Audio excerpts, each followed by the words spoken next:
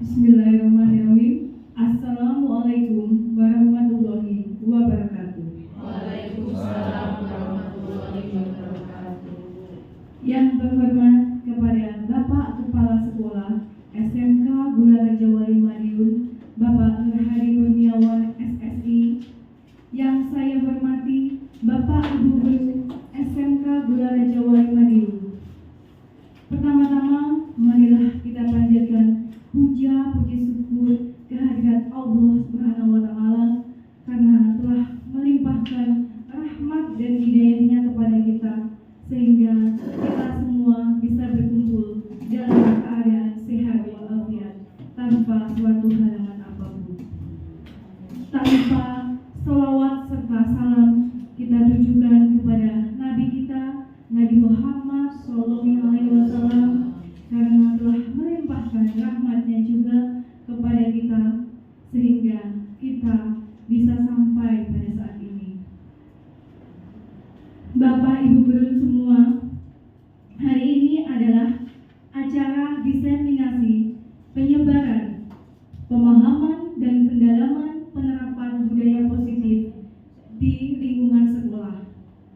Kebetulan kegiatan diseminasi ini adalah salah satu rangkaian kegiatan dari Pendidikan Guru Penggerak Angkatan 11. Saya dan Pak Nurhadi Kurniawan akan memberikan diseminasi tentang pemahaman dan pengalaman penerapan budaya positif di lingkungan sekolah, khususnya yaitu SMK Gularaja Wali Madiun.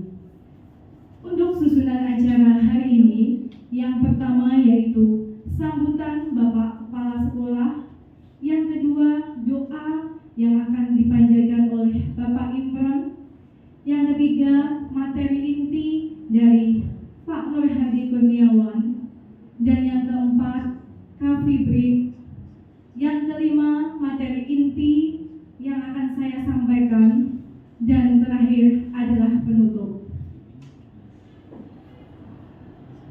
Untuk selanjutnya dimohon Bapak Nurhadi Kurniawan untuk memberikan sambutannya.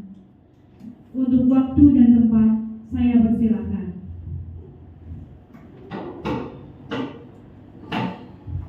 Bismillahirrahmanirrahim. Assalamualaikum warahmatullahi wabarakatuh.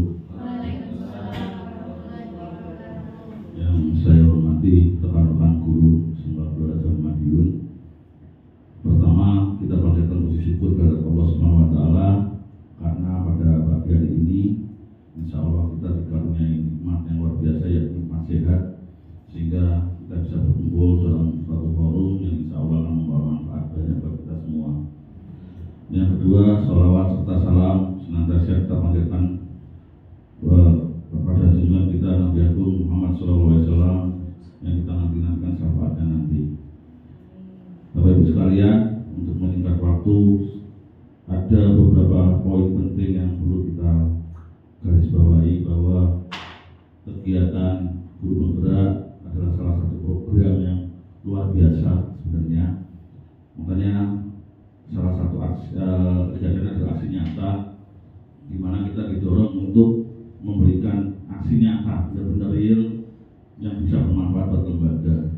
Untuk itu kami selaku pimpinan di sini mohon teman-teman silakan, kalau angkatan 12 sudah dibuka untuk mendaftar, insya Allah banyak nanti manfaatnya, dan insya Allah angkatan 12 angkatan terakhir, karena nanti setelah angkatan 12 tidak ada lagi, akan dilanjutkan dengan program Merdeka, karena setelah dari program Guru Penggerak nanti ada lanjutannya yaitu Merdeka, ada jurus 1 sampai jurus 7 kalau nggak salah. Isinya apa saya juga belum tahu karena saya belum sampai sana, tapi insya Allah manfaatnya banyak banget. Kemudian nanti saya harap ketika paparan bisa interaktif, bisa aktif, bisa saling kolaborasi sehingga bisa membawa manfaat, bisa merubah paradigma kita semua, bisa membuat manfaat yang lebih besar lagi buat lembaga kita ini. Mungkin itu saja dari saya. Lagi selamat untuk kegiatan, mudah-mudahan berjalan lancar. Terima kasih. Bila taufiq wal hidayah. Wassalamualaikum warahmatullahi wabarakatuh. Terima kasih untuk sambutannya Bapak Nurhadi Kurniawan SSI. Untuk selanjutnya yaitu doa.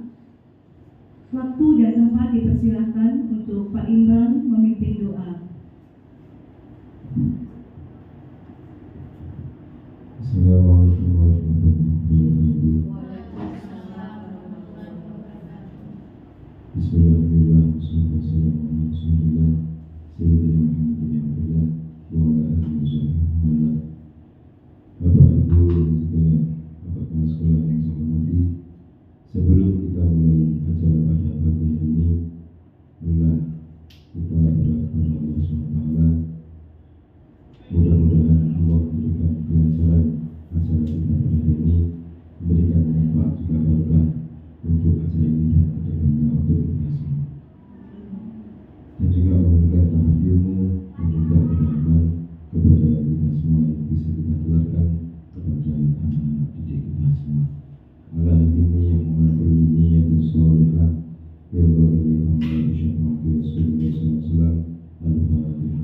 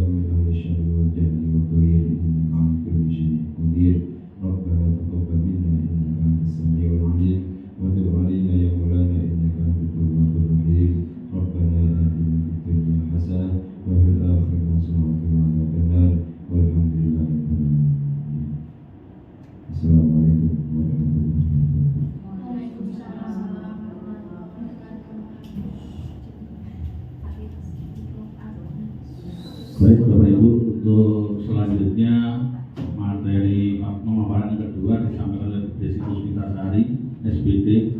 Waktu dan tempat kami persilakan. Monggo Desi.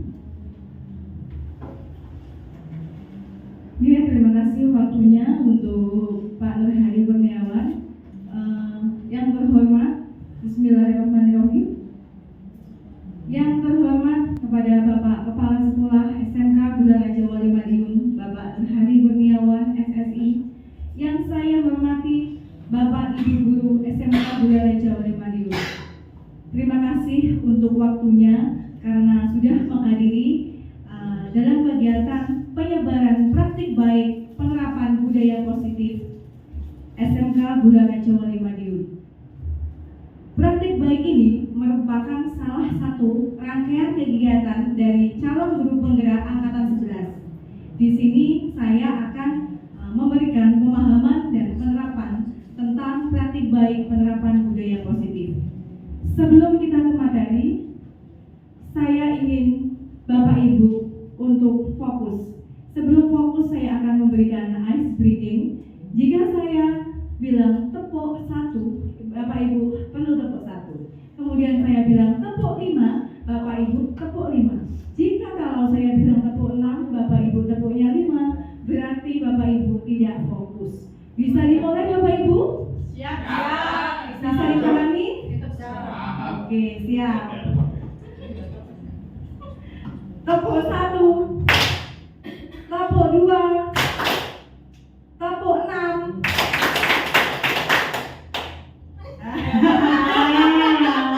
Bu Rahma, tolong fokus Bu Rahma. Oke, satu yang tidak fokus, kita ulangi lagi. Tepuk 5, tepuk 1, tepuk 10. Oke, Dikumpul dong buat kita semua. Alhamdulillah, setelah minum es teh dan minum Milo, Bapak Ibu semua sudah fokus. Oke, Bapak Ibu semuanya, sebelum masuk ke materi, saya ingin bertanya tentang kesepakatan kelas. Oke, saya ketik dulu ya Bapak Ibu. Jadi biar kita bisa berjalan kondusif, kira-kira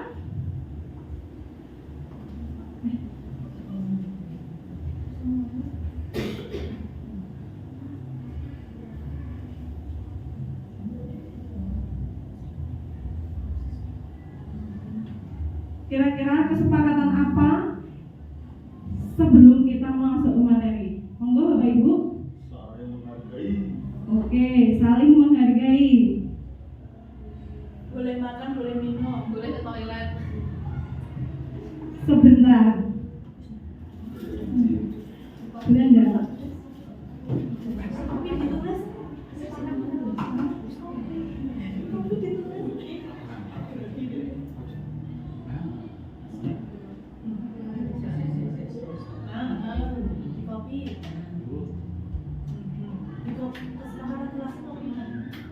Ya, sebentar Bapak Ibu. Jadi pertama apa? Saling menghargai. Saling menghargai. Saya gambarnya tidak ya? Kalau Cinta, ada ya. Salaman ada cintanya, ada cintanya tuh. Nih, kan kita harus saling mencintai. Iya. Kemudian yang kedua Bapak Ibu, Boleh makan, boleh minum. waduh, boleh makan, boleh minum. Iya. Oke, Boleh minum, boleh. boleh minum aja ya. Nanti kalau di samping makan, nggak bisa jawab. Coca-Cola loh, Bu. Ya, saya coba es teh aja.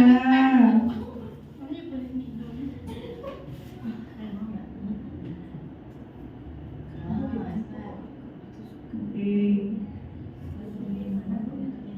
Es teh kemudian apa lagi teman-teman? Boleh ke Kesepakatannya, boleh ke toilet. Oke, boleh ke toilet. Kemudian selanjutnya yang terkait dengan materi kita, apalagi selain boleh ke toilet? Boleh ke toilet.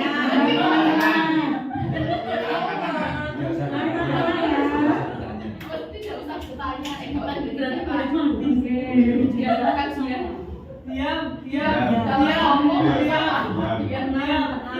Aktif teman-teman.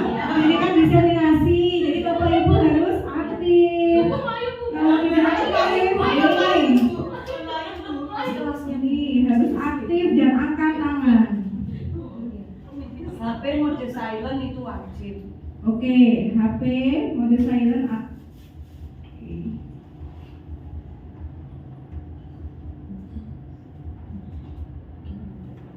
Oke, ini ya Bapak Ibu. Jadi sudah kita sepakati bersama saling menghargai, tidak boleh boleh minum es, kemudian boleh ke toilet. Itu mandi. Mandi ya. Nggak apa-apa kan juga mewakili. Bapak Ibu ini gimana toh? Oke, kemudian fokus dan terakhir adalah harus HP dalam keadaan silent. Oke, Bapak Ibu, kita sebagai guru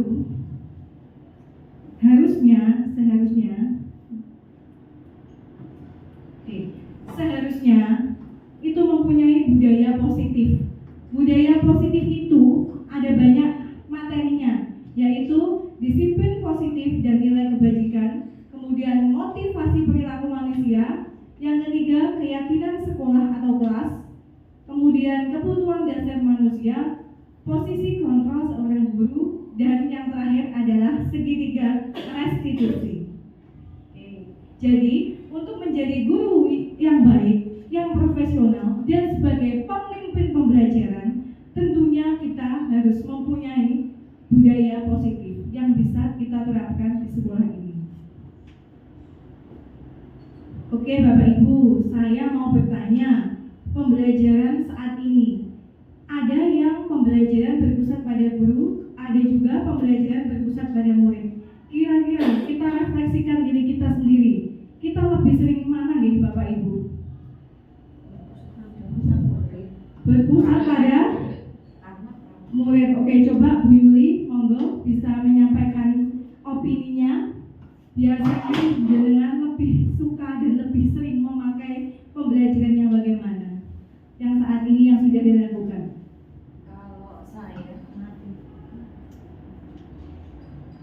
Kalau saya karena memang basicnya produktif, tentunya berpusat pada murid karena kan praktikum gitu di bengkel. Nah ini mungkin tadi melanjutkan dari yang sesi 1 Pak Wan tadi yang belum tersampaikan, kan tadi ada pembelajaran old sama pembelajaran now itu tadi ya.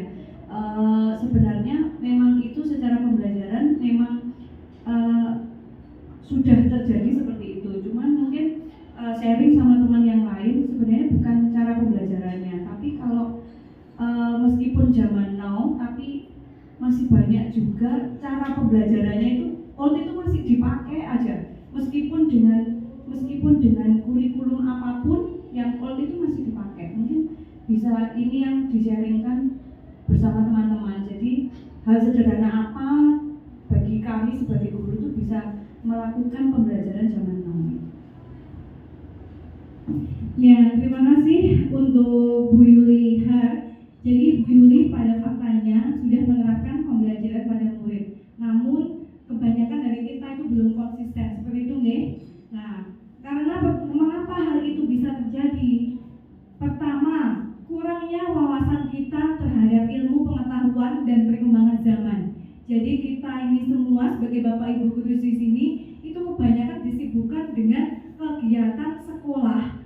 Dan kita itu jarang mencari wawasan di luar. Padahal di luar sana itu ilmu sangat banyak sekali. Saya pun selama ini juga masih menggunakan berpusat pada guru. Nah, sejak mengikuti pendidikan program penggerak ini, saya semakin sadar dan saya akan mengubah diri saya untuk menjadi guru yang pembelajarannya berpusat pada murid. Jadi pertama yaitu open minded, cari, ayo, guru itu harus mandiri. Mandiri apa? Mandiri mengupgrade ilmunya. Jadi jangan kalau disuruh Bapak Ibu baru ikut diklat. Sekarang kalau ada diklat online maupun offline, sekarang kan banyak tuh Bapak Ibu yang online pun juga gratisan pun juga banyak. Nah itu tanamkan pada diri Anda sendiri untuk mengupgrade ilmu kita. Jadi jangan terus gawean wes akeh, aku kon melok 3.000, banyak kan dari kita seperti itu. Tapi Bapak Ibu tidak menyadari bahwa memang untuk menjadi guru pemimpin pembelajaran harus mengolah diri, mengasah dan mengupgrade ilmunya. Caranya bagaimana? Yaitu mengikuti diklat, seminar, kemudian aktif dalam organisasi di dalam maupun di luar sekolah. Yang kedua, yaitu kesadaran diri. Kita harus sadar bahwa kita itu harus mengikuti globalisasi perkembangan zaman.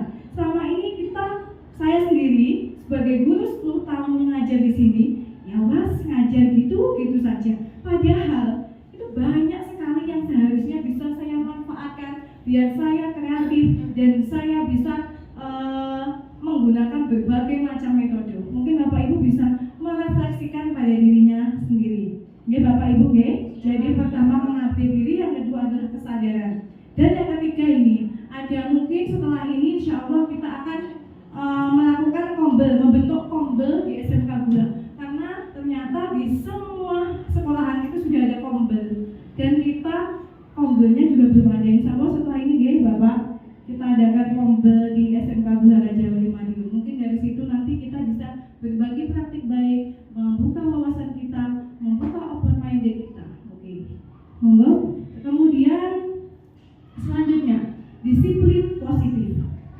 Kita sebagai guru, saya sebagai guru, kalau ngomong disiplin itu biasanya mesti hubungannya hukuman.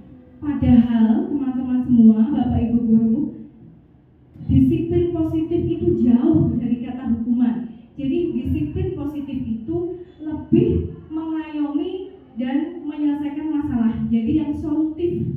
Tapi kebanyakan kita kalau nggak disiplin akan ada hukuman. Itu pemikiran yang sangat besar. Kemudian disiplin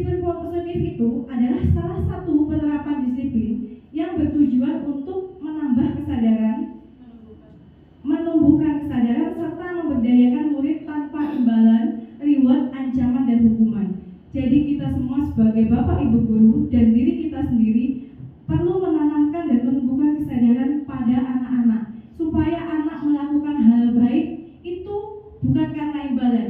Contoh, sebagai contoh ya Bapak Ibu, saya di sini sebagai Bapak Ibu guru, kalau ada kepala sekolah, wah kerjanya bagus biar dinilai bagus, nanti jabatannya naik. Nah, itu sebagai guru ya kita terapkan ya, bukan anak. Jadi nanti kalau ada bapak kepala sekolah, saya harus benar-benar kerja serius. Karena apa? Biar nanti jabatannya naik, dinilai bagus sama bapak kepala sekolah. Itu yang itu seperti itu. Tapi kalau bapak kepala sekolah nggak ada, Allah bapak kepala sekolah nggak ada, terus enak ayo mas, yuk tidur yuk ngopi yuk lah. Itu yang ada pada diri kita yang belum tertanam. Yaitulah keyakinan diri kita, kontrol diri kita yang belum terbentuk. Maka dari itu setelah mengikuti guru penggerak ini, saya belajar. Jadi ada bapak kepala sekolah atau enggak, kita itu juga harus mengkontrol diri kita, tetap melakukan kebajikan, nilai-nilai yang baik. Jadi bukan ada kepala sekolah kok biar dinilai bagus, harus bagus, itu enggak. Sama seperti murid kita kalau kita kasih ilmu, semisal kasih pelajaran, anaknya iya bu, padahal dalam hatinya, kan takut sama kita, itu berarti belum tertanam nilai-nilai kebajikan dalam anak. Jadi anak belum punya nilai keyakinan yang baik. Nilai-nilai kebajikan itu Bapak Ibu menilai yang sudah disepakati, jadi terbentuk dari profil pelajar Pancasila itu ada beberapa elemen, yaitu beriman bertakwa pada Tuhan Yang Maha Esa dan berakhlak mulia, berkebinekaan global, gotong royong, mandiri, kreatif, dan bernalar kritis. Sesuai profil pelajar Pancasila, yaitu anak-anak kita harusnya, bagusnya, goalnya itu memiliki karakter sesuai dengan profil pelajar Pancasila. Kemudian menurut Ibu Primary Years Program, jadi ini ikatan pendidikan anak usia dini umur 3 sampai umur 12 tahun. Setiap masing-masing murid seharusnya memiliki sikap toleransi, menghargai, kreativitas, dan percaya diri. Kemudian nilai kebajikan dari keterampilan hidup yaitu tidak merendahkan orang lain, dapat dipercaya. Nilai-nilai kebajikan ini seharusnya kita tanamkan pada diri kita dan pada anak didik kita. Oke Bapak Ibu, motivasi perilaku manusia itu ada dua, yaitu motivasi eksternal dan internal. Kalau eksternal itu karena menghindari hukuman, kemudian biar mendapatkan pujian, jadi biar dipuji melakukan yang bagus-bagus. Nah itu motivasi eksternal. Apakah betul Bapak Ibu yang seperti itu? Betul. Monggo Bu. Siapa yang mau berkomentar? Ayo Bu Esti, silakan berkomentar. Apakah ini kan saya bertanya motivasi eksternal untuk menghindari ketidaknyamanan sama untuk mendapatkan imbalan atau pujian. Apakah selama ini kita seperti itu atau bagaimana? Jujur saja. Ya, selama ini kalau saya dari diri saya sendiri saya evaluasi diri saya sendiri gitu. Ya memang untuk melakukan sesuatu itu istilahnya melakukan suatu aturan atau perintah ya. Itu memang kita punya motivasinya ya. Kita melakukan sesuatu itu ya salah satunya kan untuk menghindari yang namanya ketidaknyamanan ya. Itu manusiawi ya sebenarnya seperti itu. Kalau saya seperti itu ya, kalau untuk mendapatkan imbalan atau penghargaan dari orang lain ya itu juga sebenarnya sifat manusiawi kita kan. Kalau mengerjakan sesuatu itu pasti juga ingin dihargai kan ya. Ya bukannya kita tapi ya jelas itu sifat manusia dan ingin dihargai, ingin dianggap ada seperti itu jadi. Nah itu pendapat saya. Terima kasih untuk pendapatnya Bu Esti. Mungkin ada pendapat lain. Monggo Bu Rahma mau berpendapat. Kira-kira Bu Rahma selama ini kita refleksi diri ya sebagai guru nggih. Sebelum ke murid kita refleksikan diri sebagai guru karena tugas kita di sini diseminasi pemahaman tentang budaya positif. terima kasih Bu Desi, juga langsung ditodong. Gila. Benar, motivasi eksternal untuk mendapatkan imbalan atau penghargaan dari orang lain benar. Mungkin saat ini masih dan sering kita lakukan. Contoh, mungkin untuk anak sendiri lah. Ketika saya sendiri pun merasakan, saya juga gak pandai ya teman-teman. Mungkin saya juga saya saja, teman-teman juga pernah. Ketika saya sering merasakan itu di kelas TMI. Ketika mata pelajaran saya, ketika mereka nihil, saya mengasih mereka reward, penghargaan, taktika jajan bareng-bareng. Nah akhirnya ketika mata pelajaran saya, mereka selalu nihil. Tetapi ada sisi negatifnya, kalau saya memandang ya, membuat anak kecanduan dan keseringan untuk meminta. Bu, saya nihil, Bu, kelasku nihil, Bu, ribetnya. Nah seperti itu. Kalau saya seperti itu. Jadi motivasi perilaku manusia, motivasi eksternal itu kalau saat ini masih ada dan mungkin masih juga berlaku. Kalau saya seperti itu. Jadi yang terjadi di sekolah di SMK kita juga, dan saya juga lagi menjadi seperti itu. Terima kasih Ibu Rahma.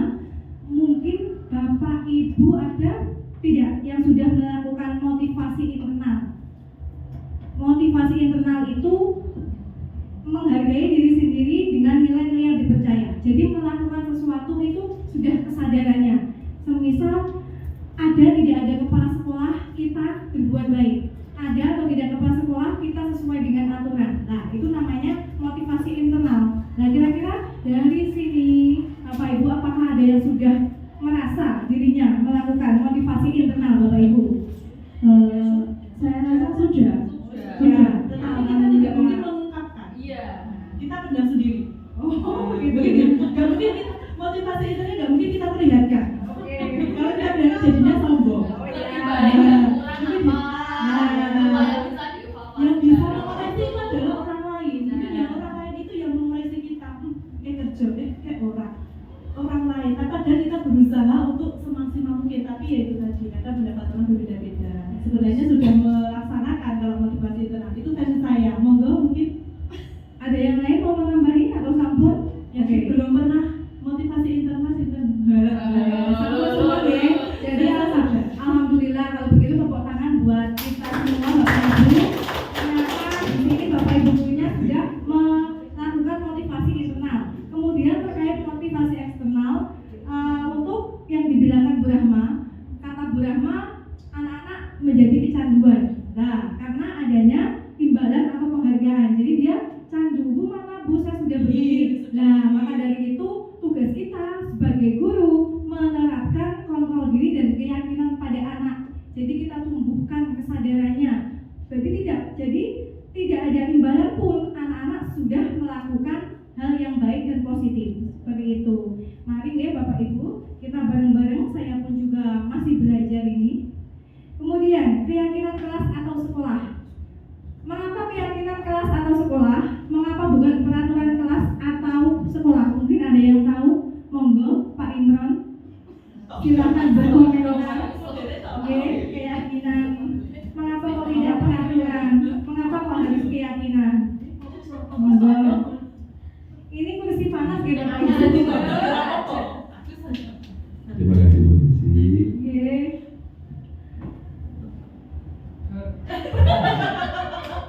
Karena meskipun sebenarnya pada awalnya itu semua adalah peraturan, lama kelamaan memang diharuskan kita itu memang memiliki keyakinan masing-masing harus dalam kelas dan sekolah. Seperti yang saya pelajari di pelajaran agama, bahwa itu punya aturan. Pertama mungkin hamba itu pasti melakukan karena aturan. Padahal seharusnya memang hamba itu atau sebagai makhluk yang diciptakan Allah itu berdasarkan kebutuhan dia atas Allah. Seperti itu juga kita di sekolah, keyakinan itu harus tumbuh setelah mungkin aturan itu kita terapkan meskipun secara terpaksa. Kita lakukan dengan terpaksa. Lama kelamaan kita akan kemudian memiliki keyakinan bahwa memang ini harus saya lakukan. Tidak ada paksaan dari siapapun atau dari manapun. Sampai dulu saya sendiri kan pada saat menjadi staf siswa itu sering di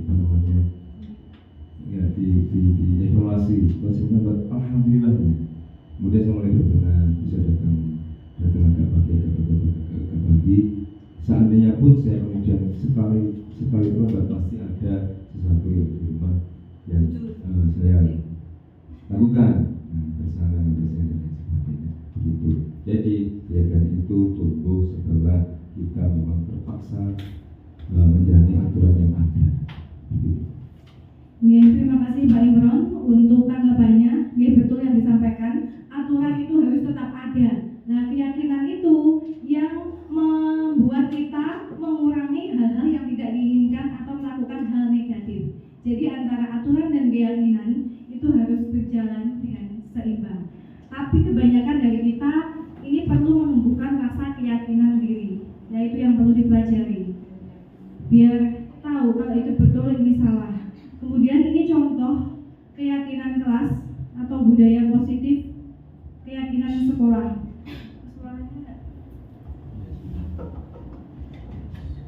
Jadi ini saat apel.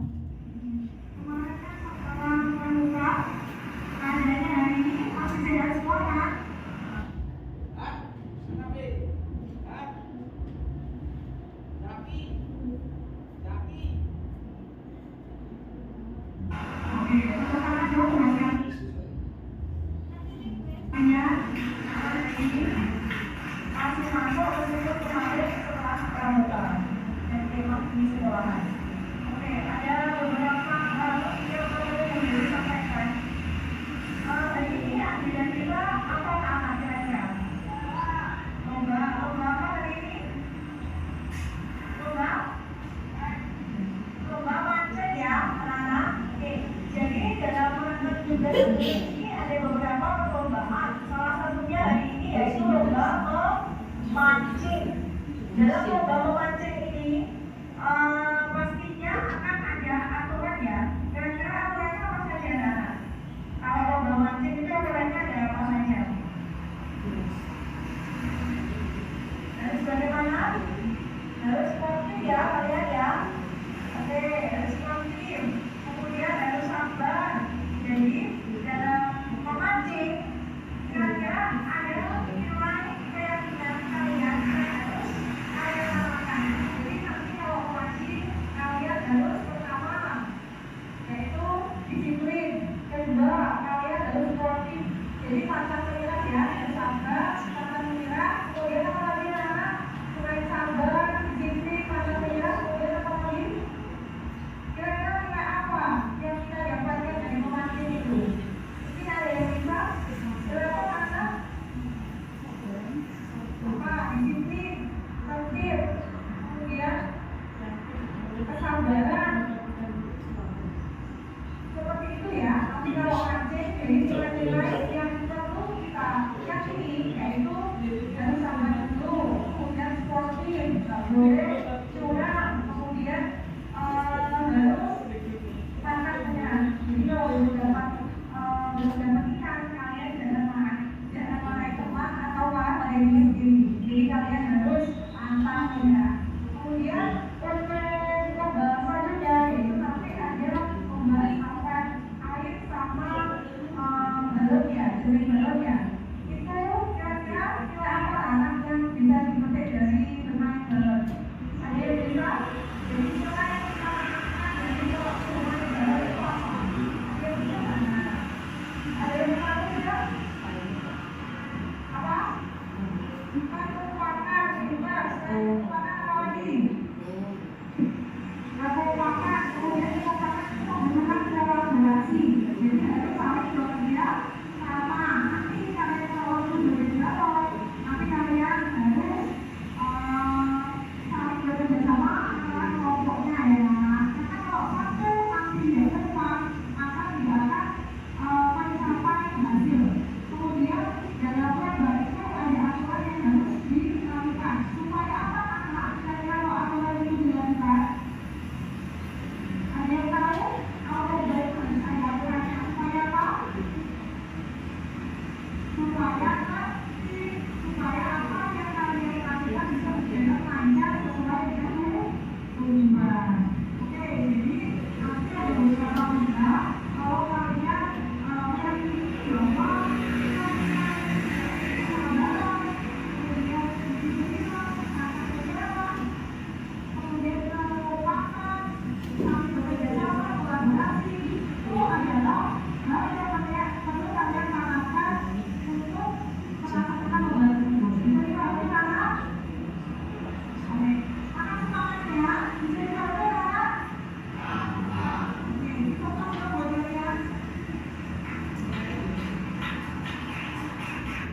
Oke, dari video tersebut Bapak Ibu, saya memberikan keyakinan pada anak-anak bahwa dalam mengikuti lomba kita itu tidak boleh curang, harus disiplin, pantang menyerah, kemudian melatih kesabaran. Nah, ini merupakan keyakinan sekolah sebelum mengadakan lomba. Kemudian Bapak Ibu, saya akan menjelaskan kebutuhan dasar manusia. Kebutuhan dasar manusia itu adalah segala sesuatu yang kita lakukan untuk mendapatkan apa yang kita inginkan, memiliki tujuan tertentu dalam rangka memenuhi kebutuhan dasar. Jadi Bapak Ibu semua, kebanyakan dari kita belum memahami apa itu kebutuhan dasar manusia. Nah, ada 5 kebutuhan dasar manusia. Kita sebagai manusia itu ternyata butuh 5 ini teman-teman, Bapak Ibu semua. Jadi butuh bertahan hidup. Kita butuh makan, butuh berpakaian, dan butuh tempat tinggal. Kemudian kita juga butuh kasih sayang.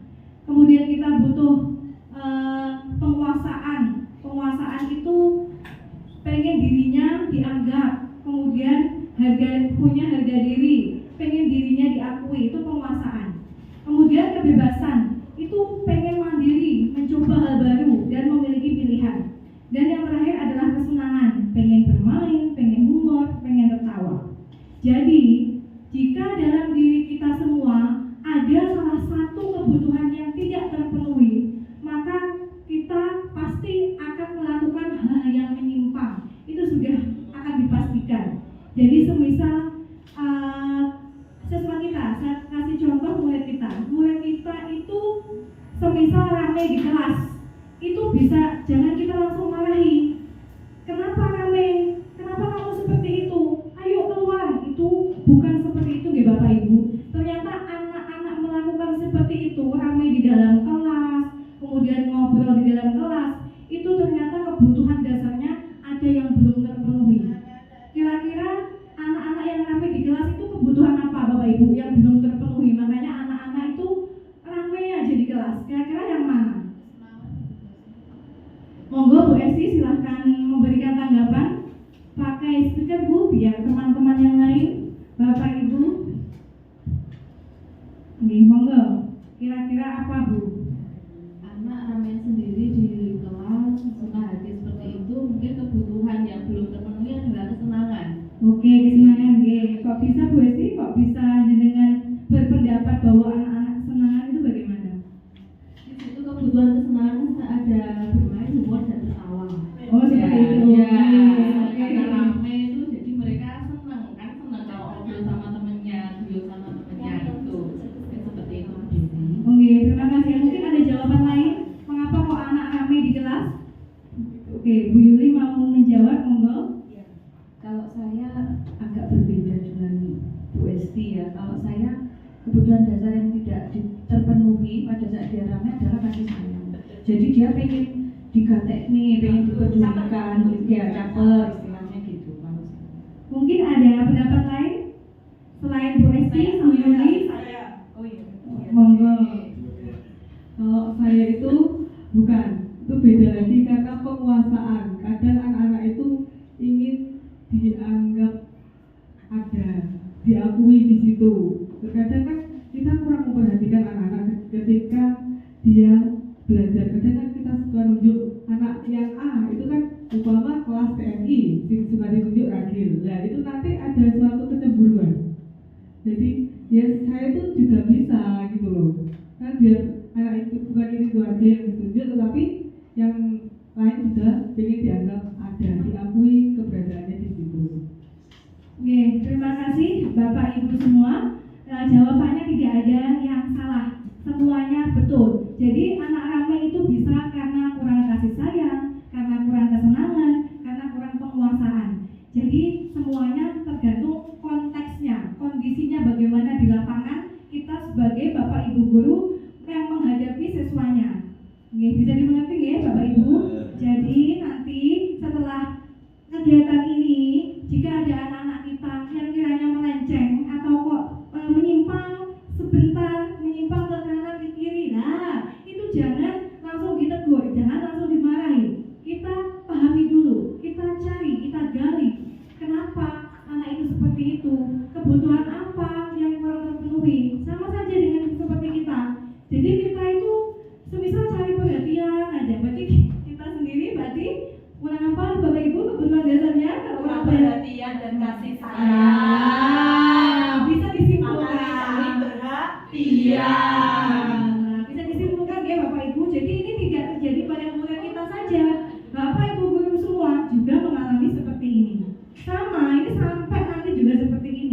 Jadi Sampai kita tua juga akan butuh butuh dari manusia.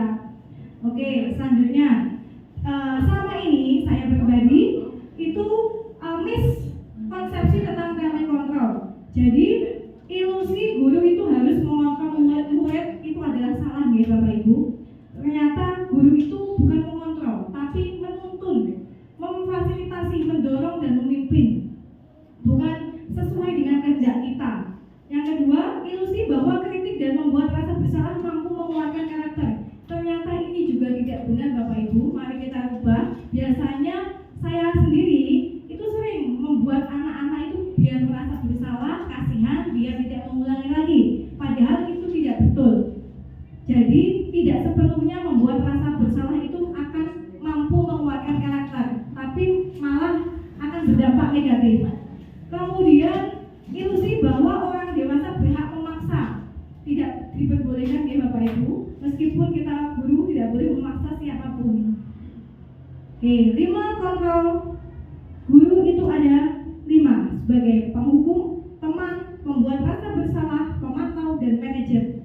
Saya ingin bertanya pada Bapak Ibu semua, kira-kira selama ini Bapak Ibu yang lebih banyaknya melakukan kontrol yang mana? Monggo mau berpendapat? Bu Aru monggo silahkan berpendapat. Selama ini Bu Aru biasanya dan sudah yang mana dan jarang yang mana?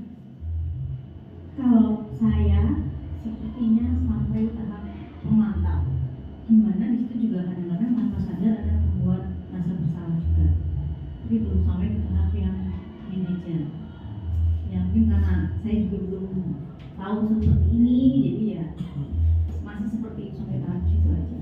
Jadi lebih banyak ke nyalahkan, terus bisa tetap seperti teman ngobrol gitu, tapi di setiap kata-kata tuh juga ada yang sedikit menyalahkan kayak gitu. Itu aja sih. Terima kasih Bu Aru. Tidak hanya jenengan, saya pun juga seperti itu. Di pendidikan guru penggerak ini saya juga baru tahu. Kemudian monggo Bu Weni, biasanya melakukan posisi kontrol yang mana Bu sebagai guru? Saya pengen tahu. Manajer biasanya. Sebenarnya sudah berusaha untuk jadi seorang manajer.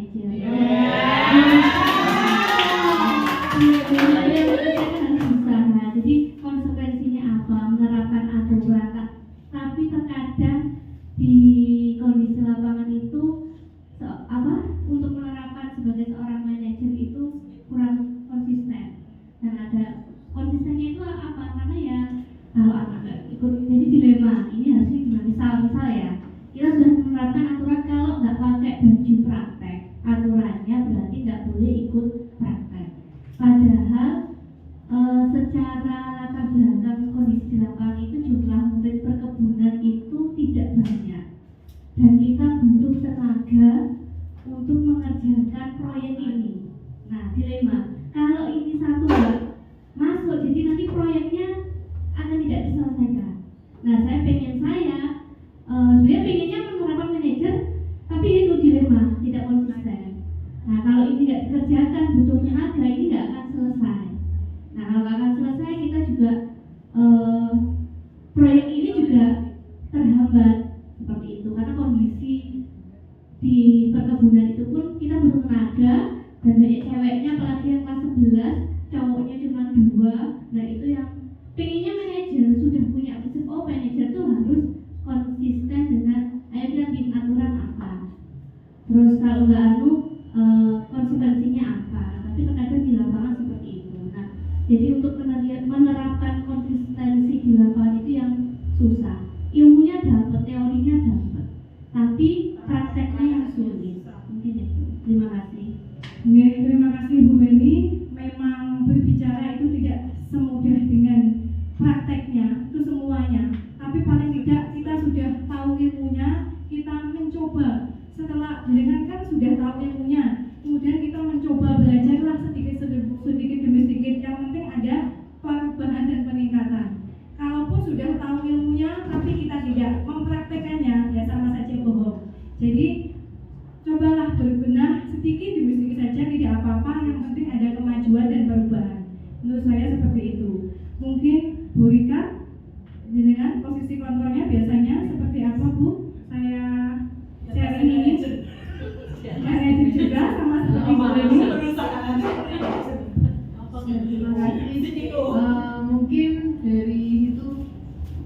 sebelum ini mungkin dari semuanya, mungkin dari penghukum, teman, pembuat rasa bersalah selama saya jadi guru sudah melakukan semuanya. Dan sekarang dari teman-teman CGP saya juga belajar biar mungkin dulu namanya nggak manajer, mungkin pernah melakukan kenapa kamu terlambat seperti itu, misalnya kenapa kamu melakukan kesalahan ini, cuma dulu kan mungkin seperti teman, jadi sesi tanya jawabnya biar anak nggak takut ya kan, harus bertanya sebagai teman seperti itu. Nah ternyata di CGP ini ada posisi kontrol yang namanya manajer yang lebih spesifik lagi, bertanya seperti apa, harus seperti apa, solusinya seperti apa. Jadi sekarang tahu, oh ternyata guru itu kalau seperti kontrol guru itu seperti ini, teman seperti ini, membuat rasa bersalah seperti ini, pemantau sampai ketika pengajian. Saya harapkan semua bapak ibu guru nanti akan di posisi manajer seperti ini. Amin. Ya, terima kasih Bu Rika. Tidak hanya jenengan, saya pun juga seperti itu. Jadi mungkin teman-teman, saya mendapatkan ilmu dari guru penggerak ini, posisi guru yang paling ideal dan paling diinginkan itu adalah posisi manajer. Jadi monggo Bapak Ibu mulai berbenah, meskipun kadang nanti keluar posisi penghukum, teman, tapi paling tidak kita berbenah diri untuk menuju posisi ideal, yaitu posisi manajer. Membuat rasa kesalahannya tertinggi. Tadi saya takut dari ketua ini jadi gurunya. Enggak Pak. Ini hanya estetika saja.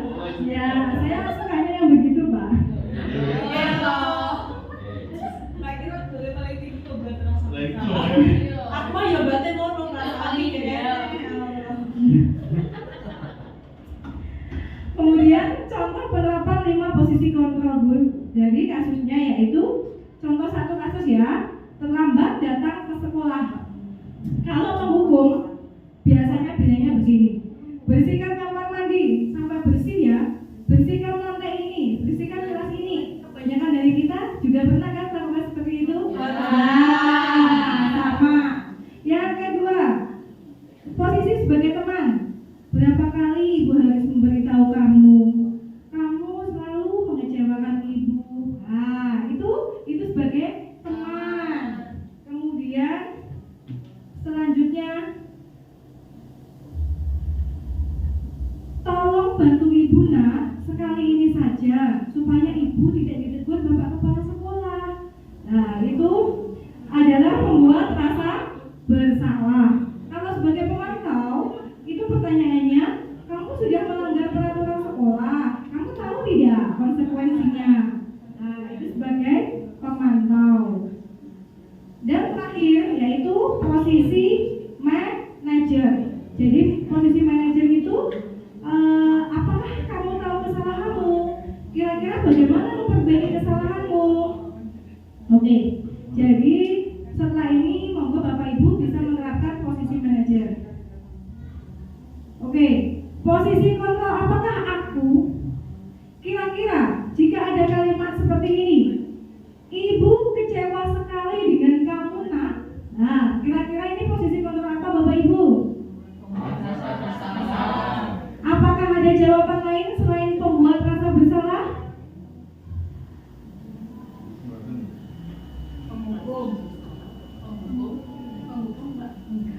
Monggo, Bu Suci apa Bu Suci? Tadi kan kritis, coba ini, ibu kecewa sekali dengan kamu nak. Nah, teman-teman jawabannya sebagai apa tadi? Pembuat rasa bersalah.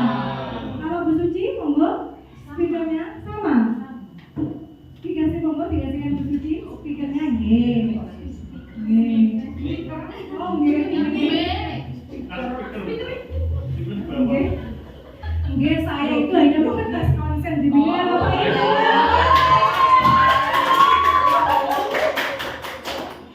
Bapak Ibu ternyata masih fokus. Oke, alhamdulillah. Monggo. Bu Suci monggo. Ibu kecewa sekali dengan kamu nak. Ya mungkin dengan kalimat itu tadi kan teman-teman sepakat kalau itu membuat rasa bersalah. Tapi mungkin selain membuat rasa bersalah, Jadi ibu kecewa sekali dengan kamu nak, itu ada posisi kontrol 2 yaitu pernah dan obat rasa bersalah. Oke, jawabannya mari kita lihat Bapak Ibu. Ibu kecewa sekali dengan kamu ya. Jawabannya yaitu membuat rasa bersalah.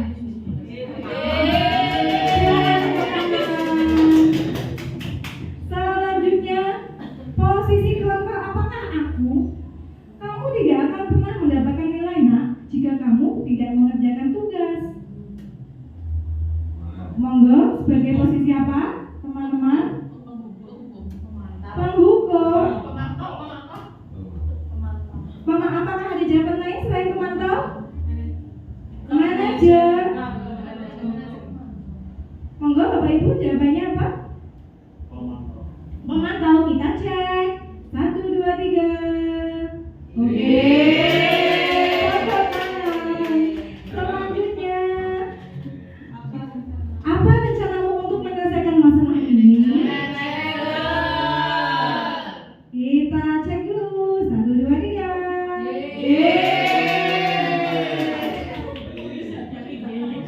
Oke, Bapak Ibu, alhamdulillah ternyata materinya masuk.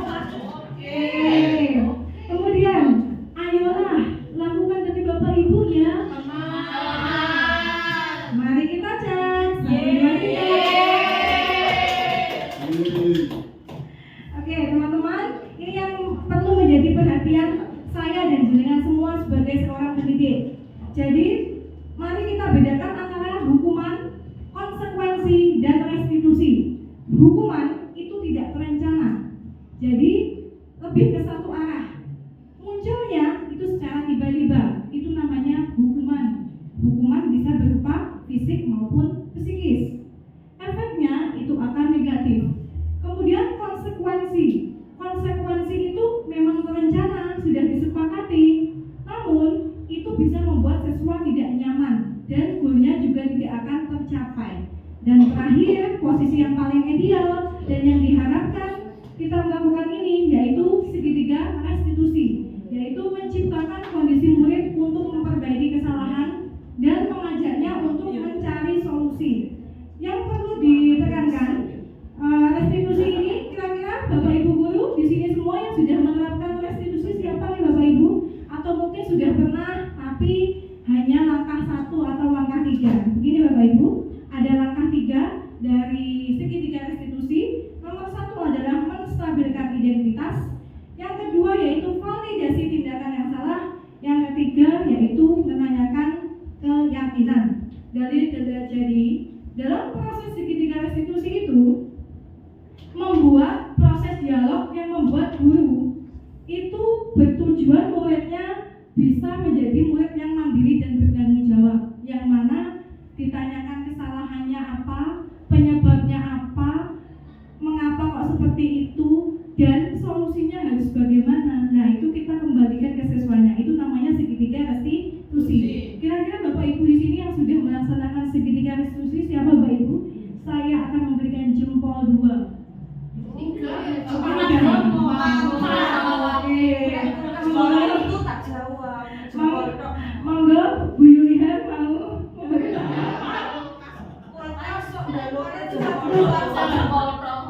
Iya dong Bu. Ayo monggo teman-teman yang sudah menerapkan segitiga restitusi. Belum? Oke. Tahap pertama menstabilkan identitas.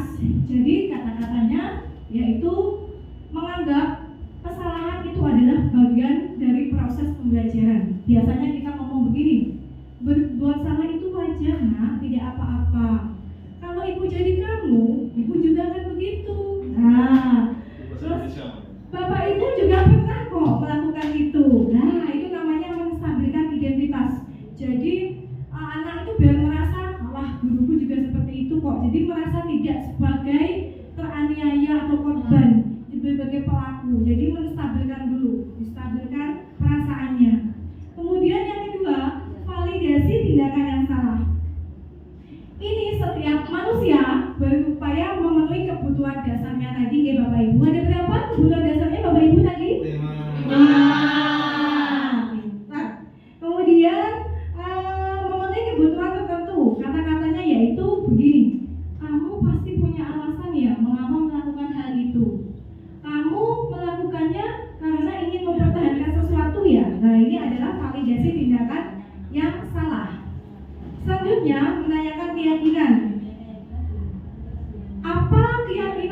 kita, nilai-nilai apa yang sudah kita sepakati. Nah, ini adalah kata-kata yang bisa kita gunakan untuk menanyakan keyakinan. Jadi ada 3 tahap ya teman-teman, Bapak Ibu guru. Jadi tahapannya itu harus berurutan, tidak boleh hilang depan, hilang tengah, itu nggak boleh, harus berurutan. Namanya segitiga restitusi, ada 3. Nah, ini saya kasih contoh. Gimana kabarnya hari ini? Baik, alhamdulillah. Dimas, kamu tahu ya mengapa Desi bisa memanggil kamu untuk datang ke ruang Desi? Belum. Oh, belum tahu. Nah, jadi Dimas, Desi itu mendapat laporan dari Pak Sigit bahwa saat pelajaran beliau, kamu selalu menggunakan HP ya Dimas? Iya Bu, betul. Karena saya bosan di pelajaran Pak Sigit dan buka HP untuk nge-game. Tapi saya mempunyai alasan Bu. Oh iya, ini Dimas. Jadi alasan kamu membuka HP itu karena kamu bosan dengan pelajarannya Pak Sigit. Iya Bu, benar. Saya bosan dengan pelajaran Pak Sigit. Karena pelajarannya bikin bosan dan bingung. Itu Bu. Oh iya, baik Dimas. Kalaupun Bu Desi jadi kamu, kalau pelajarannya kamu bosankan juga, tapi Bu Desi juga akan membuka HP. Membuka HP itu sebenarnya tidak apa-apa, tidak masalah Dimas. Namun menurut Bu Desi, membuka HP itu harus dengan persetujuan dan izin dari Pak Sigit. Seharusnya menurut Bu Desi, saat pelajaran Pak Sigit, kamu tidak diperbolehkan membuka HP untuk bermain game. Menurut kamu Dimas, yang kamu lakukan itu benar apa tidak? Salah Bu, karena saya bersikap tidak sopan dan tidak menghargai guru saat pelajaran. Karena saya membuka HP. Oke, tadi sebelumnya kan kamu sudah punya keyakinan keras kan, kesepakatan keras. Kira-kira kesepakatan apa yang sudah kamu lakukan nak? Karena saya melanggar peraturan kelas, saya nanti akan meminta maaf ke Pak Sigit dan teman-teman saya. Karena sikap saya kurang sopan untuk pelajarannya Pak Sigit. Baiklah ya, betul nak. Jadi menurut Desi, kamu berarti sudah tidak sopan ya sama Pak Sigit. Ya. Dan perbuatanmu itu sudah merugikan teman-temanmu. Teman-temanmu kan juga akhirnya ikut main game karena melihat kamu main. Betul tidak Dimas? Betul Bu. Oke, kalau begitu kira-kira solusi apa yang akan kamu lakukan nak setelah kamu mengakui kesalahan ini? Saya tidak akan mengulangi kesalahan yang sama lagi dan saya akan belajar lebih baik lagi dan seterusnya saya tidak begitu lagi. Oke, baiklah. Jadi kamu kan sudah mengakui kesalahanmu dan setelah ini kamu akan meminta maaf ke Pak Sigit untuk tidak mengulanginya lagi, ya kan? Kemudian kamu perlu nggak meminta maaf ke teman-temanmu? Iya Bu, sangat perlu karena saya mengganggu suasana kelas saat belajar. Oke, jadi Dimas diperhatikan baik-baik. Setelah ini kalau kamu ubah ya sikap seperti itu. Kalau kamu bosan atau kamu tidak nyaman dengan pelajaran Pak Sigit, bagaimanapun itu gurumu, kamu harus menghormatinya, menghargainya, dan kamu tidak boleh game seenaknya. Karena pribadi adalah diri sendiri kan. Oke, sudah kalau begitu jangan lupa sebaiknya dengan Pak Sigit ya. Ibu siap. Oke, terima kasih Dimas. Semoga kamu bisa jadi anak yang sukses ya nak. Amin. Semoga apa yang kamu sudah dilatih juga bisa tercapai dan kamu tidak akan menjadi anak yang seperti itu lagi. Amin. Terima kasih bisa meninggalkan ruangan diskusi. Mohon maaf ya sudah mengganggu waktunya. Ya. Saya bisa sisa. Ya. Nah, inilah Bapak Ibu contoh penerapan segitiga restitusi. Jadi ada 3 tahapan. Yang pertama menstabilkan identitas, kedua validasi tindakan yang salah, dan terakhir adalah menanyakan keyakinan. Bapak Ibu semua, kata-kata yang digunakan tidak harus seperti yang saya paparkan di PowerPoint. Jadi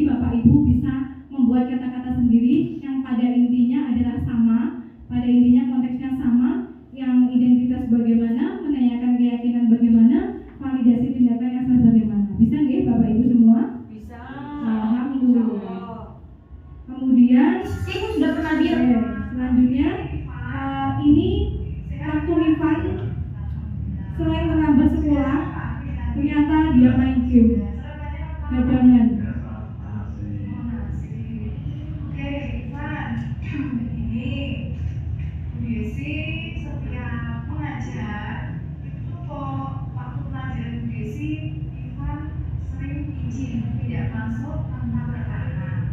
Nah, Desi di sini mau konfirmasi kenapa kamu beberapa kali pelajaran Desi kok sering tidak masuk tanpa bertahan. Mungkin ada masalah Ivan? Karena saya tidak ada uangnya malam. Dari mana Pak kalau boleh tahu? Teman-teman. Rumah teman. Oke, kalau Desi boleh tahu kira-kira kalau di rumah teman itu bedanya kerjain apa? Ya, saya rumah lagi. Oh oke, oke. Saya kira kamu di rumah teman tuh belajar. Ya. Ternyata lagi. Ya. Biasanya lagi mau apa sukamu? Mobil itu. Mobil aja. Oke. Ada yang ingin lagi nggak? Ya, ada. Nah, Bapak Ibu, ini contoh kasus bahwa Ivan itu sering terlambat sekolah karena malam gadangan ngegame. Ini sudah saya berikan, ini tentang menstabilkan identitas. Mungkin ada Bapak Ibu yang mau melanjutkan validasi tindakan yang salah itu bagaimana? Kira-kira dengan kasus Ivan ini, coba monggo yang bisa mau memberikan tanggapannya. Monggo Bu Suci. Speakernya mic-nya di mana Bu? Nih, monggo Bu. Saya sudah memberikan contoh menstabilkan integritas. Monggo jenengan sebagai validasi tindakan yang salah atas kasusnya Ivan tadi. Coba jenengan gimana? Untuk validasi tindakan kesalahan Ivan, karena Ivan tadi sudah masuk tanpa keterangan dikarenakan game. Itu mungkin untuk validasinya, jadi apa yang telah dilakukan Ivan itu salah. Jadi salahnya itu kenapa? Karena kalau bergadangnya itu, apalagi bergadangnya itu karena ngegame. Jadi ngegame itu ada waktunya. Kalau untuk anak sekolah itu untuk jam tidurnya itu minimal jam 9 sudah tidur. Karena kamu itu masih anak sekolah, dihindari untuk bergadangnya. Sehingga di pagi hari itu kamu tidak kesiangan bangun, yang akhirnya kamu tidak masuk sekolah tanpa kepentingan. Mungkin itu sih Bu. Ya, mungkin ada tambahan lagi selain dari Bu Suci. Monggo Bu Rahma tambahannya. Validasi tindakan yang salah Bu untuk kasus Ivan. Game sampai malam masuk karena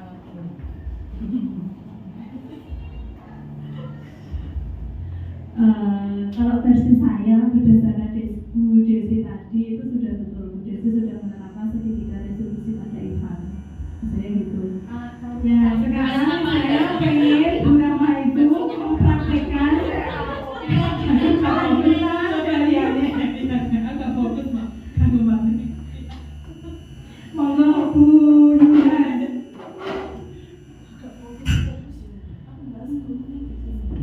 Monggo Bu Yuhan, validasi tindakan yang salahnya bagaimana jenengan kalau sebagai guru?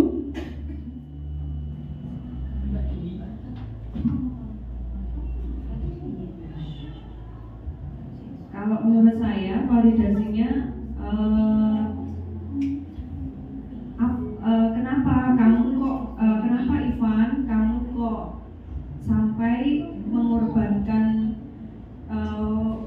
waktu demi game. Jadi apa yang membuat kamu menarik dari game itu? Kalau saya itu mungkin ya. Jadi sampai mau mengorbankan itu kenapa dulu? Apa mungkin ya? Mungkin jawabannya Ivan karena sudah level berapa Ivan biasanya kan gitu anak-anak sudah masuk ke level berapa mau lanjut terus penasaran gitu, mungkin seperti itu Pak. Monggo. Oke, terima kasih. Monggo Pak Yogi mau memberikan tanggapan. Monggo. Oke, kalau dari saya mungkin validasi kesalahan dari tindakan yang dilakukan Ivan itu lebih ke kenapa sih kamu mengorbankan waktu tidurmu, waktu istirahatmu untuk kegiatan yang sebenarnya kurang bermanfaat, dan kamu juga mengorbankan pendidikanmu, pembelajaran di sekolah demi kesenanganmu yang saat ini, kan padahal perjalanan nanti kamu kedepannya itu masih panjang. Terima kasih untuk Bapak Ibu semua sudah memberikan tanggapannya. Semuanya alhamdulillah sudah betul. Kemudian yang terakhir yaitu teman-teman? Keyakinan. Oke, menanyakan keyakinan. Coba terakhir monggo Bu Weni sebagai penutupnya, bagaimana menangani kasus Ivan ini dengan posisinya pada tahap ketiga. Monggo. Jadi kalau saya kan keyakinan ya, benar yakinkan bahwa apa yang dilakukan tindakan Ivan itu begadang itu salah, ya kita yakin lagi. Kalau validasi ini masih buntut ya sebenarnya, kalau nggak dijawab validasinya dulu bingung menimbulkan keyakinan pada Ivan. Jadi mungkin saya akan coba jawabnya mulai dari yang validasi dulu. Kalau itu tindakan salah, jadi sambil menstabilkan anaknya. Jadi saya juga senang game begadang itu memang asik, apalagi sama teman-teman. Tapi kira-kira kalau game begadang itu di jam sekolah, besok sekolah, kira-kira pengaruh nggak untuk sekolahmu besok? Seperti itu.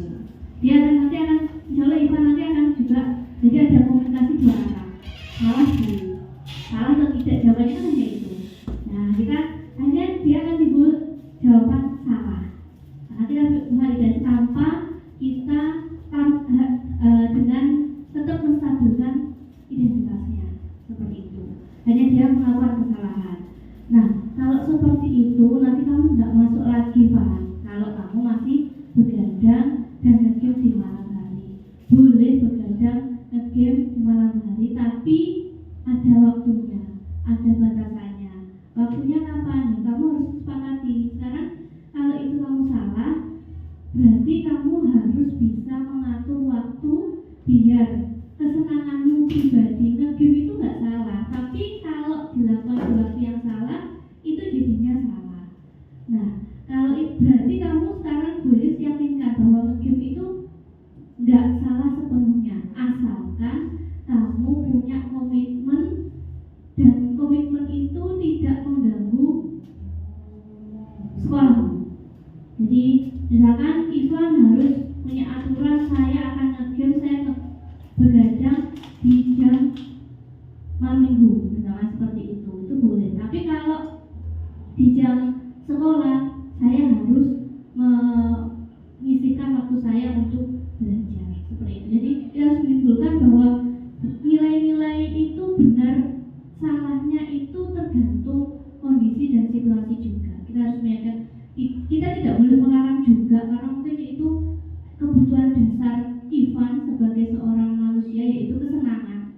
Nge-game itu senang, begadang itu senang, tapi juga harus ada aturannya. Nah, aturan itu dibuat sebagai langkah-langkah praktis dalam menimbulkan sebuah keyakinan. Keyakinan itu adalah dasar manusia untuk menimbulkan keyakinan itu menimbulkan sifat-sifat yang baik pada dirinya dalam jangka waktu yang lama. Gitu. Nah, untuk aturan ini dibuat sebagai langkah biar keyakinan itu dapat berjalan di waktu. Terima kasih. Terima kasih Bu Weni, sudah sangat lengkap sekali. Alhamdulillah Bapak Ibu semua sudah akan bisa menerapkan seperti ini. Dan yang terakhir yaitu Bapak Ibu, mari kita saksikan videonya. Nanti setelah ini adalah yang terakhir. Jadi setelah Bapak Ibu melihat video, nanti Bapak Ibu akan mempraktekkan segitiga restitusi dari video tersebut. Solusinya bagaimana? Oke, saya sudah pernah dilakukan sama kalian semua. Kalau ibu sengaja mengambil yang pertama untuk mata pelajaran yang ibu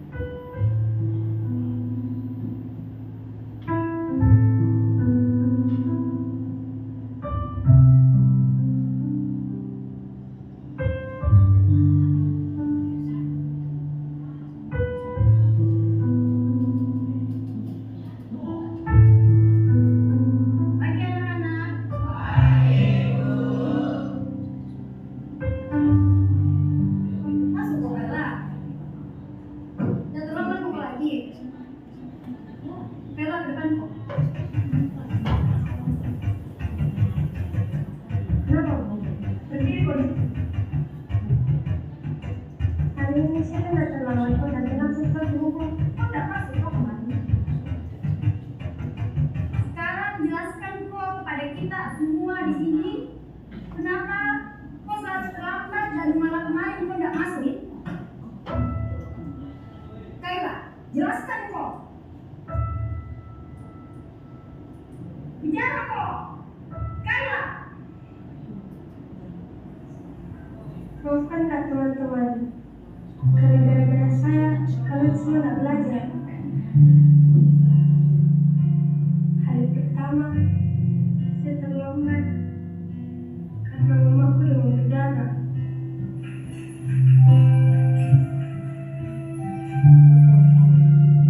Harus diantar ke rumah sakit sebelum saya di sekolah.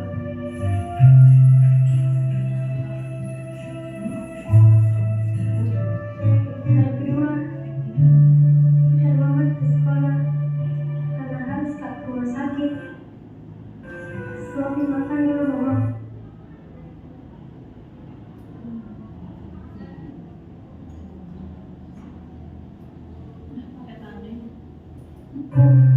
Baru saya ke sekolah. Coba pulang BTS lah.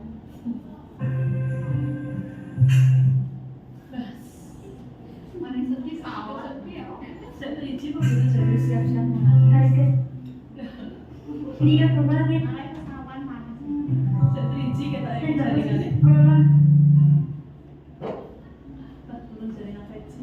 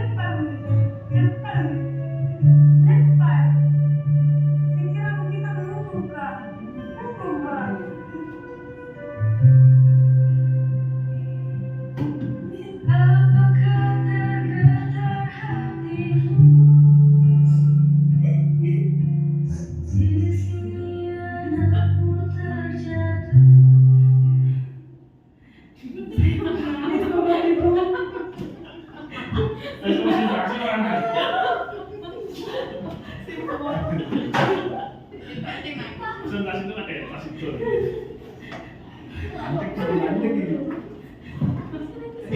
Saya membayangkan kalau seandainya yang jadi guru itu saya, Bapak Ibu.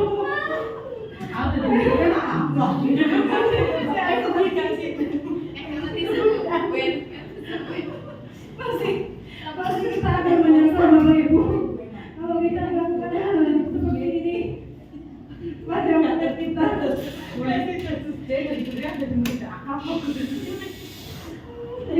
Bapak Ibu, jadi kita sebagai guru,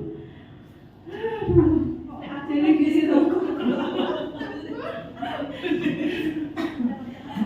Saya membayangkan kalau itu saya gimana, itu Bapak bukan saya, ya Allah. Mungkin Bapak Ibu kita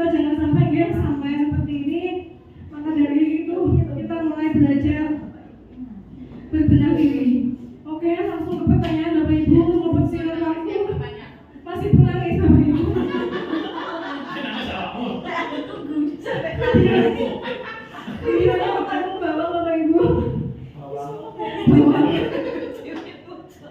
Oke, dari video tersebut sesuai kontrol diri, guru dalam video itu memerankan kontrol diri apa Bapak Ibu kira-kira? Penghukum. Oke. Apakah guru tersebut sudah menerapkan segitiga restitusi? Otomatis belum. Oke.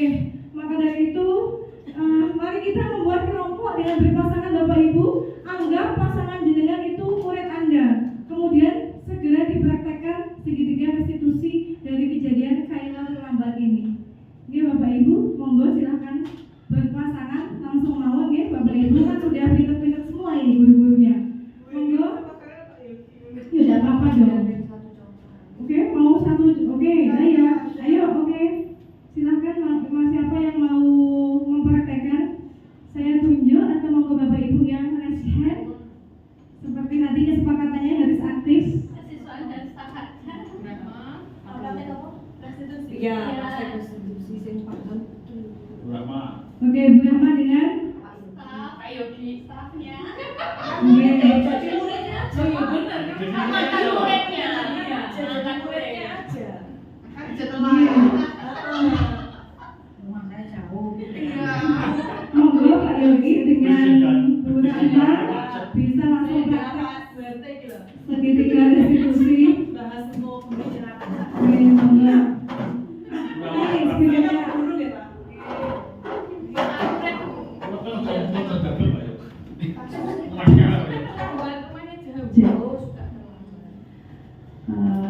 Aku manggilnya Yogi. Yogi.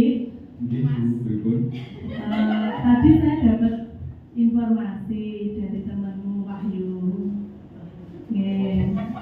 Kira-kira kamu membuat kesalahan apa di dalam kelas tadi? Kesalahan apa ya?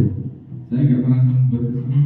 Wahyu tadi kok cerita, katanya kamu kok mengambil bekalnya Iqbal. Apa benar? Nggak ngambil tadi saya. Lah kenapa? Tadi saya tuh tahu di atas meja ada makanan masih nganggur, nggak ada orang di dalam kelas. Makanya tadi saya karena ya kebetulan lapar pas lah makannya tak ambil, tak makan. Nah, kok makanannya Iqbal? Iya, makanannya Iqbal ya tadi. Makanannya Iqbal kok kamu makan? Kamu tahu rasa Iqbal seperti apa? Ya, kan ini Bu, kan Ya. saya sama Iqbal kan masih teman satu kelas, ya kan lama juga. Iya. Ya saya rasa ya biasalah kan cuma guyon-guyonan, bagi makan juga. Jadi ya saya karena udah merasa temen dekat, ya wis ada makanan di atas meja, tak makan. Wahyu tadi cerita, katanya Iqbal suka sedih. Nah, tapi nggak ngomong ke kamu langsung. Iqbal sedih karena makanannya kamu ambil karena kamu lapar. Nah, kamu tahu Iqbal tuh juga lapar. Oh, kalau itu saya nggak tahu Bu. Ya, pertama saya mohon maaf karena tadi udah ngambil makanannya nggak ngomong. Tapi kalau suruh ganti saya nggak bisa Bu. Sebenarnya kalau untuk kesalahan kamu mengambil makanannya Iqbal itu sebenarnya boleh kalau kamu lapar. Tapi harusnya kamu izin dulu tanya ke Iqbal, boleh nggak makanannya diambil? Kalau boleh, kamu kan bisa ngambil. Tapi kalau nggak boleh ya kamu minta separuh gitu kan juga boleh. Nggak semuanya kamu ambil, ya? Iya Bu, tadi nggak ada orang di kelas makanya ada makanan nganggur tak ambil tak makan. Iya, itu nggak apa-apa. Itu manusiawi karena kamu juga lapar untuk kebutuhan perut kamu, ya. Tapi kamu juga harus memikirkan perutnya Iqbal juga ya lain kali.